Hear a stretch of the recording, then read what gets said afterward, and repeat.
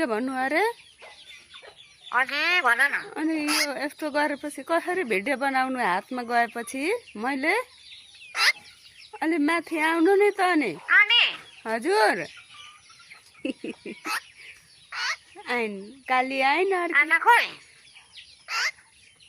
आमा बजार जानु भयो नि त नि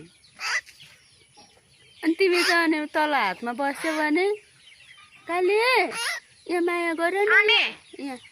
यहाँ गर न यहाँ हौ यहाँ गालामा गर न हजुर